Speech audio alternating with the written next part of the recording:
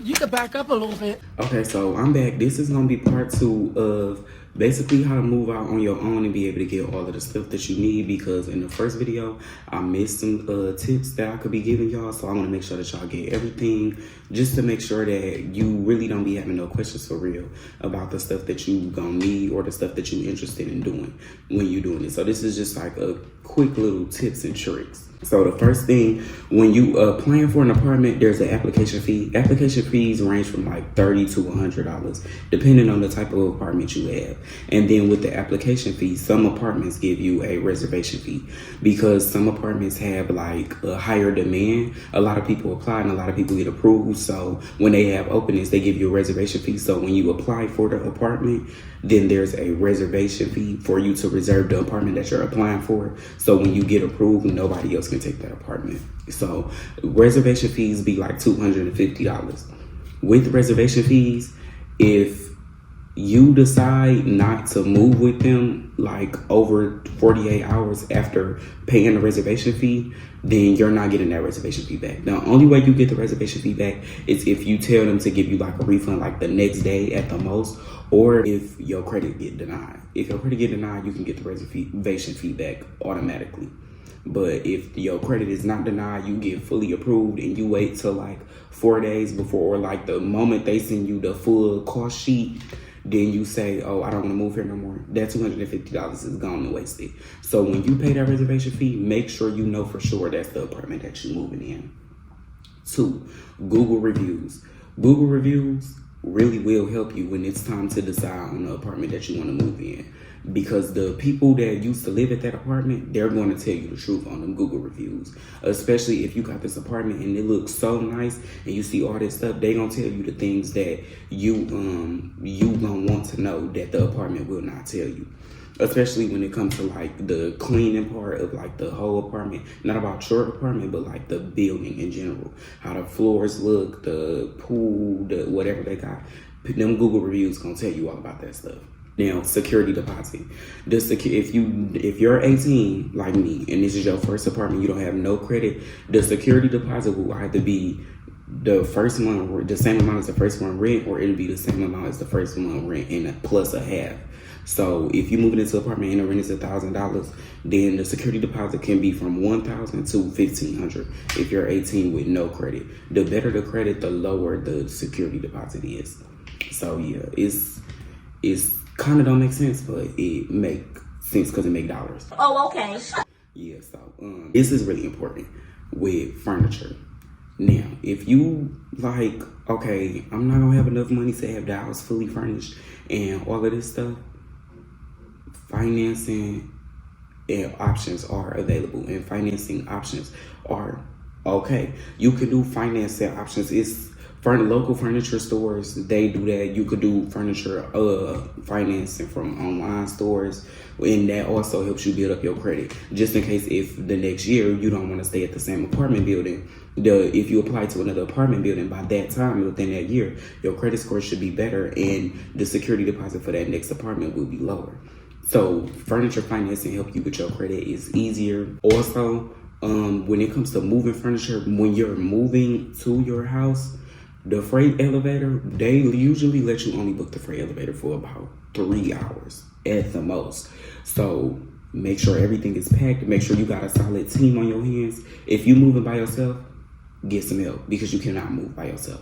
You get about 3 hours for the freight elevator, and if you move big things through the elevator without booking the freight elevator, their apartment is going to charge you for that. And 9 times out of 10, even if you got the money, you don't want to spend it, because who want to spend the money?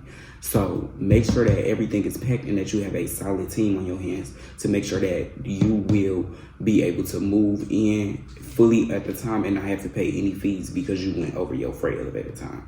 Now, when you have all of this stuff, like the small things like dishes, shower curtains, soap, all that stuff, make a registry, have a housewarming. If you have a housewarming, make the housewarming to where don't come to my housewarming if you don't have no gift. I promise you, they're going to get all of the, even the broke friends and family members, they're going to get you something. They're going to cash out at Dollar Tree. I promise you they will. So that stuff, the little stuff actually help a lot. And them, your family and friends really will cash on you.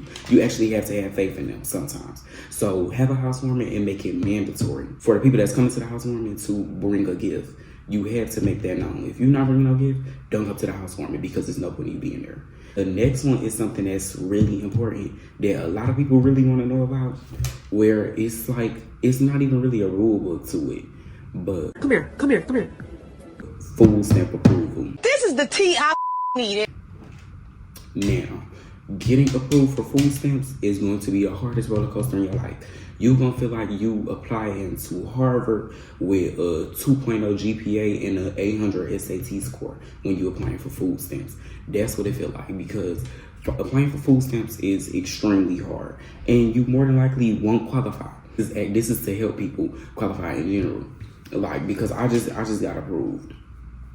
If you got two jobs, you're literally not getting approved. Don't even apply. You're not getting approved. And if they do approve you, you getting $20. But that $20 approval can come in handy. Because when you get approved for food stamps, you're not only getting approved for just food stamps. It's gonna be more opportunities that come with that. Like when you have food stamps at the grocery stores, they have things like double up food bucks, where you can get basically double the fruits and vegetables for just one like price. Bitch, we was like, They have stuff like that. Affordable connectivity programs. It can bring your phone bill or your Wi-Fi bill down, which is something that's really going to help you. Sometimes in some states, it'll bring your electric bill down, which is really going to help you if you live in an apartment. And then you can get like free phones and stuff, just in case if you need a backup phone, especially if you clumsy with phones, you can get you a free phone just for a backup, just in case you break your regular phone. So yeah, it's food stamp approval. You more than likely not gonna get approved unless you like homeless, but just in case you do get approved, those are the things that they won't really tell you that will come with you being approved for food stamps. So yeah, that's really the end for this video. I think we ain't done yet. With apartments, they be saying 3 times the rent, but it be 3 times the rent before taxes. So before taxes is extremely easy to make 3 times the rent. It's really not hard at all. So with getting approved for an apartment with the pay stubs, you can get approved with an apartment with pay stubs or a hire letter.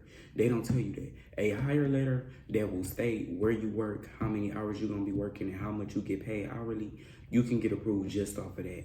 Just with them counting, like, say you get an apartment and you apply and you don't have your pay stubs, but you have your hire letter for the job.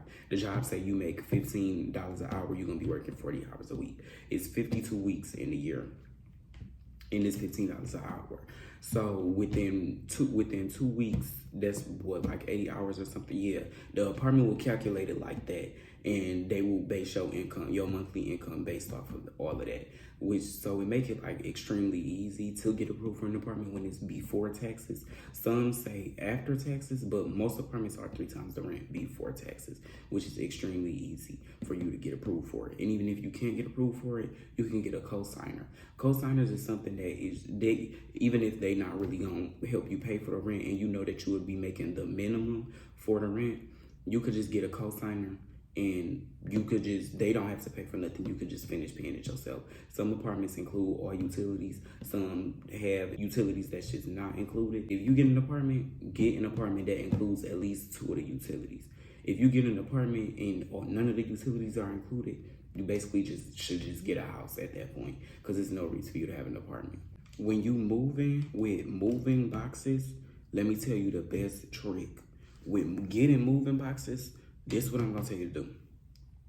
FedEx, you can get 10 boxes of 10 kg boxes, and then 10 boxes of 20 kg boxes for literally $0. Don't go on Amazon and buy all them boxes and all that moving and all them shipping and moving boxes. No, when you can save money, you can get them boxes from FedEx for literally free. It might only be 20 boxes, but you can fit a lot in the boxes. And then if you still need some extra ones, because FedEx, those type of boxes are only used for international shipping, and you have to have proof that you're gonna be shipping internationally if you want any more than 10 of those boxes. So yeah, but that's what you have to do. That's just a tip that's easy so you don't spend a whole bunch of money on moving equipment and moving boxes and stuff like that. Just to save you, those boxes also fold into each other so you won't even need no tape for those boxes. So yeah, that's just another tip too. That's the end of the video. I hope y'all enjoyed them tips. Them tips are really valuable and I really hope that y'all use them. All the fuck bad.